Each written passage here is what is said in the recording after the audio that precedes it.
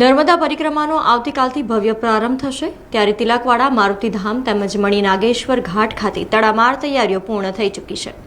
નર્મદા જિલ્લાના તિલકવાડા ખાતે આવેલ મારુતિધામમાં ઉત્તરવાહિની નર્મદા પરિક્રમાને લઈને તડામાર તૈયારીઓ પૂર્ણ થવાની આરે છે। આવતીકાલથી શરૂ થનારી આ પવિત્ર પરિક્રમાને લઈને ભક્તોમાં ભારે ઉત્સાહ જોવા મળી રહ્યો છે।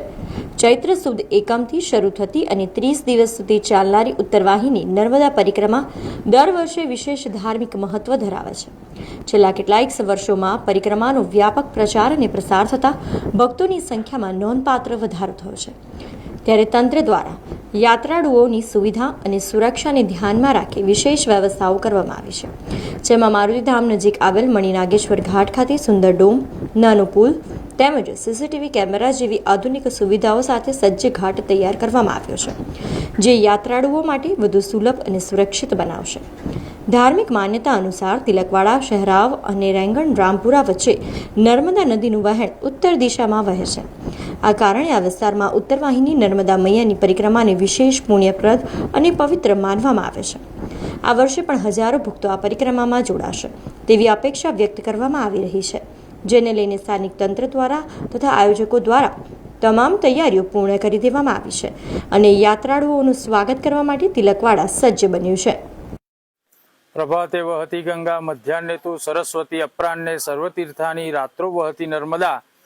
આવતીકાલથી શરૂ થતી ચૈત્ર માસની ઉત્તરવાહિની પરિક્રમાનો પ્રારંભ થઈ રહ્યો છે, ત્યારે તિલકવાડાથી મારુતિધામ ખાતે, મારુતિધામ એટલે ભજન, ભોજન અને સેવાનું ધામ એટલે મારુતિધામ।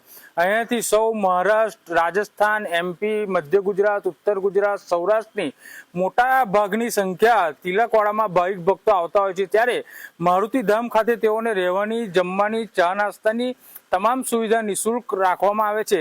ત્યારબાદ અહીંયા પ્રશાસન દ્વારા પણ ખૂબ તાડામાર તૈયારીઓ પરિક્રમા માટે કરવામાં આવી છે। ત્યારે અહીંયા આવતા તમામ પરિક્રમાવાસીઓને હું એક વિનંતી કરીશ કે તમે અહીંયા આવો તિલકવાડામાં કે રામપુરામાં, ગમે ત્યાં આવો, ગમે ત્યાંથી તમે પરિક્રમાનો પ્રારંભ કરો તો આપણે નર્મદાને ખૂબ સ્વચ્છતા જાળવીએ, પ્લાસ્ટિકનો જેટલો બને એટલો ઉપયોગ ન કરીએ અને નર્મદામાં જેટલી પણ આપણે પરિક્રમા કરીએ જ્યાં ત્યાં કચરો ન ફેંકીએ અને ખૂબ સુંદરતા અને સરળતાથી આપણે પરિક્રમા કરીએ।